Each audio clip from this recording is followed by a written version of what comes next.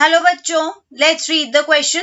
So the question over here says, study the given table carefully. Recall the topic of common primary and secondary pollutants of air, their effects and other related concepts. तो यहाँ पे एक table given है in which they are telling air quality over selected Indian cities, annual average of 24 hour, all values are in mg per meter cube. इस table में basically India की कुछ selected cities given है. For example Agra given है. तो इन सारे cities में SPM, SO2 और NO2 का कंसेंट्रेशन दे रखा है. ये एसपीएम, SO2 और NO2 क्या है? They are air pollutants. For example Agra में एसपीएम का कंसेंट्रेशन गिवन है 308 mg पर मीटर क्यूब. ठीक है. इसी तरीके से डिफरेंट इंडियन सिटीज में एसपीएम, SO2 और NO2 का कंसेंट्रेशन दे रखा है.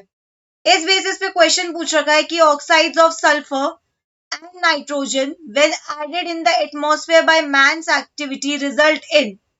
ह्यूमन एक्टिविटी की वजह से जब भी ऑक्साइड ऑफ सल्फर और नाइट्रोजन एटमॉस्फेयर में आते हैं तो उसके क्या क्या हार्मफुल इफेक्ट होते हैं? Acid rain, smog, respiratory problems या ऑल ऑफ दीज. तो इस क्वेश्चन का की कंसेप्ट क्या होगा?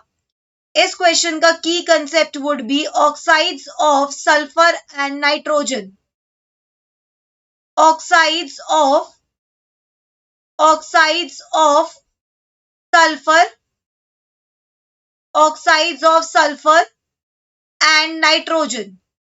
ये oxides of sulphur and nitrogen जब ह्यूमन एक्टिविटी की वजह से एटमॉस्फेयर में आते हैं तो इनका क्या इफेक्ट होता है? सबसे पहले ये oxide of nitrogen and sulphur atmosphere में आए कैसे?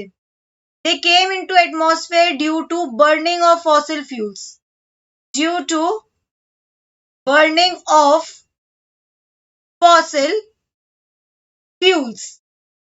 ये ऑक्साइड्स ऑफ सल्फर और नाइट्रोजन खुद क्या है? They are type of primary pollutants. Primary pollutants क्यों है?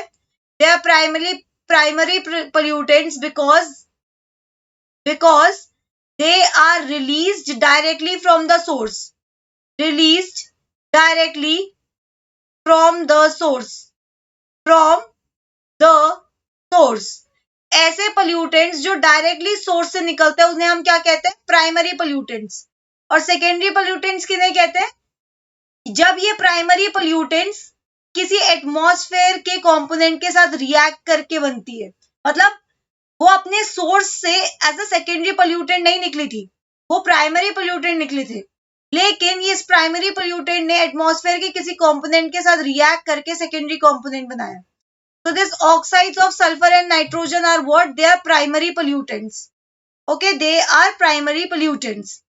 Now oxides of sulfur and nitrogen, oxides of sulfur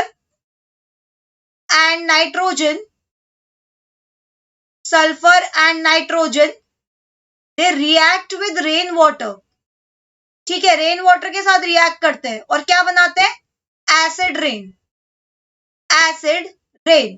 तो एसिड रेन तो एक रेपरकर्शन हो जाएगा किसका? ऑक्साइड ऑफ सल्फर और ऑक्साइड ऑफ नाइट्रोजन का. अब ये जो oxide of sulphur and nitrogen है they cause respiratory problems. Oxides of nitrogen and sulphur, oxides of nitrogen and sulphur, they cause respiratory problems जैसे कि asthma, bronchitis. Respiratory problems example के form में क्या क्या लिख सकते हैं?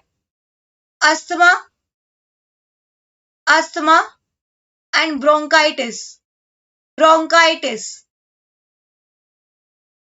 ये जो oxide of nitrogen and sulphur है they are also present in smoke. ठीक है, कहां प्रेजेंट है? Present in smoke. और यही स्मोक जब फॉग के साथ मिलती है तो इट फॉर्म्स स्मॉग. ठीक है, so we can write over here smoke plus fog forms smog. इसका मतलब स्मॉग में नाइट्रोजन और सल्फर के ऑक्साइड्स प्रेजेंट है। इस स्मॉग का क्या हार्मफुल इफेक्ट हो सकता है? स्मॉग की वजह से there is decrease in visibility, decrease in visibility and respiratory problems